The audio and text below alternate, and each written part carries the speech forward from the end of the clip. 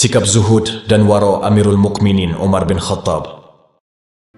Memiliki akses terhadap kekuasaan merupakan kemuliaan yang diidam-idamkan banyak orang. Bahkan, untuk bisa mengakses kekuasaan ini, banyak orang yang bersedia melakukan segala macam cara. Namun, Rasulullah Shallallahu Alaihi Wasallam telah memberikan peringatan untuk umatnya agar tidak meminta kekuasaan atau jabatan. Kepada seorang sahabat yang bernama Abdurrahman bin Samurah, Rasulullah pernah bersabda, "Wahai Abdurrahman bin Samurah, janganlah engkau meminta kekuasaan.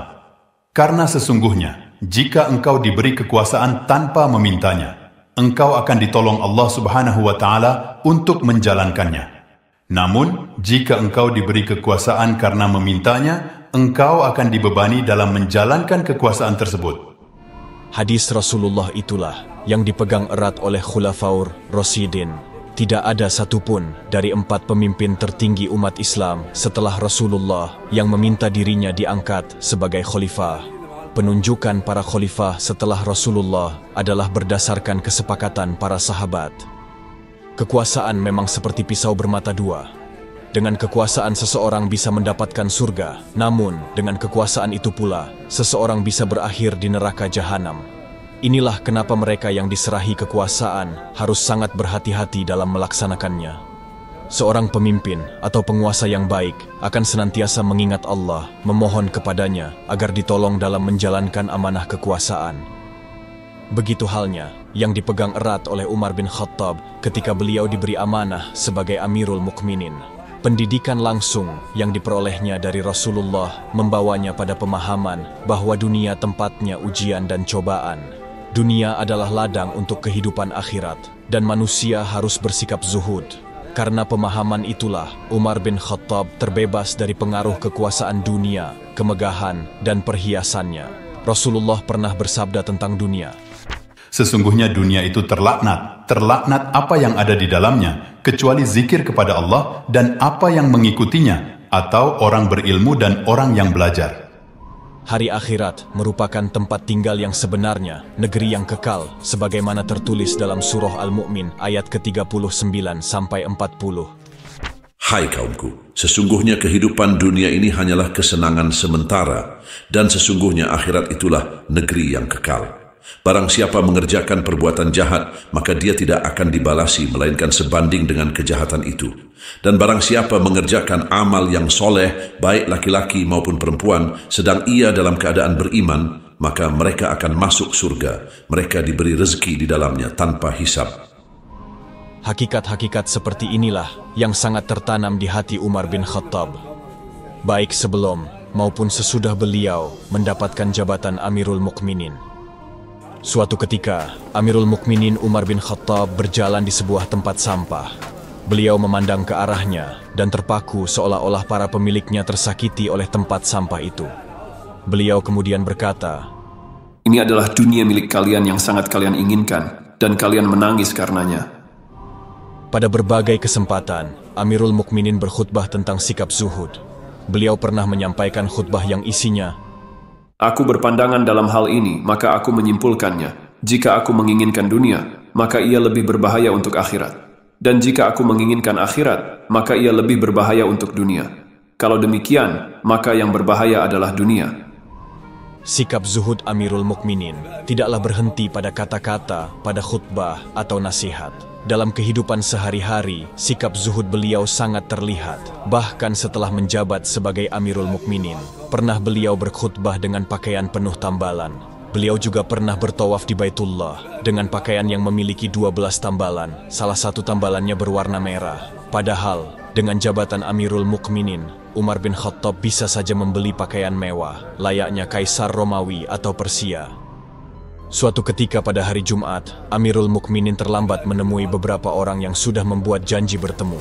Beliau datang dan segera meminta maaf sambil berkata, "Sungguh aku terlambat karena pakaianku sedang dicuci, sementara aku tidak memiliki pakaian lain selain pakaian ini." Abdullah bin Amir bin Robi'ah pernah menemani Amirul Mukminin dalam perjalanan haji. Abdullah menyaksikan sendiri bagaimana sikap zuhud sang Amirul Mukminin dalam perjalanan ibadah itu. Abdullah mengatakan, "Aku pergi melaksanakan ibadah haji bersama Amirul Mukminin dari Madinah menuju Mekah. Sampai kami pulang kembali, beliau sama sekali tidak membuat satu tenda pun.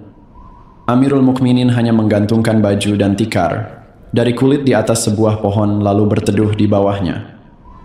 Pada saat menjabat sebagai Amirul Mukminin, dunia benar-benar dihamparkan di depan Umar bin Khattab. Di bawah kekuasaannya pula, negeri-negeri besar pada zamannya telah ditundukkan. Dunia telah menghampiri Umar bin Khattab, namun Umar mengabaikannya dan tidak sedikit pun hatinya tergoda. Seluruh kebahagiaan Amirul Mukminin adalah memuliakan agama Allah dan memangkas orang-orang musyrik. Sa'ad bin Abi Waqqas, yang ditunjuk sebagai gubernur atas bekas wilayah kekuasaan Sassanid Persia, pernah mengatakan, "Demi Allah, Umar bin Khattab bukanlah orang yang lebih dahulu dari kami hijrahnya, tetapi aku tahu apa yang membuatnya lebih utama daripada kami. Umar adalah orang yang paling zuhud terhadap dunia daripada kami." Selain zuhud, sifat waro' juga menjadi salah satu hal yang menonjol dalam kepribadian Umar bin Khattab. Sikap waro' adalah meninggalkan perkara yang jelas-jelas haram dan yang masih samar-samar atau syubhat.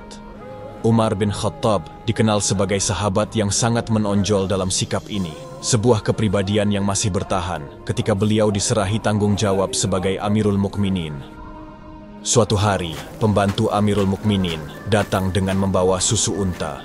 Amirul Mukminin telah meminumnya, namun setelah itu beliau bertanya kepada pembantunya, "Dari mana kamu dapatkan susu ini?" Pembantu Amirul Mukminin berkata, "Wahai Amirul Mukminin, sesungguhnya unta betina milik Anda anaknya terlepas dan meminum susu tersebut. Karena itulah aku memerah susu untukmu dari unta betina milik kas negara." Mendengar perkataan pembantunya, Amirul Mukminin menjadi marah. Beliau berkata, "Celakalah kamu. Apakah kamu memberiku minuman dari api neraka?" Amirul Mukminin kemudian meminta kepada pembantunya agar susu itu dihalalkan dengan cara meminta izin kepada umat Islam. Amirul Mukminin menjadi lega setelah orang-orang berkata, Susu unta ini halal untukmu, wahai Amirul Mukminin. Sifat waro Amirul Mukminin juga terlihat ketika beliau sedang sakit. Tabib yang memeriksa kesehatan Amirul Mukminin menyarankannya agar meminum madu. Saat itu, di dalam kas negara terdapat madu yang berasal dari wilayah pembebasan.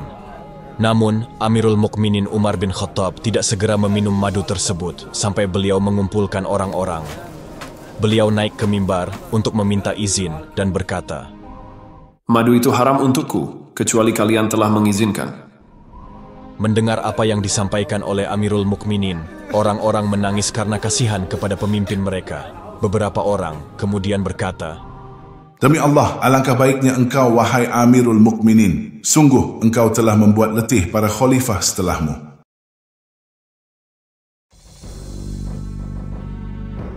Penulis naskah Abdullah Hasan, ilustrator Didik Sunardi, pengisi suara Hilmi, musik Agusti M, editor Nur Hafila, produser Haidar Ahmad Furqoni, diproduksi oleh Kastari Sentra Media.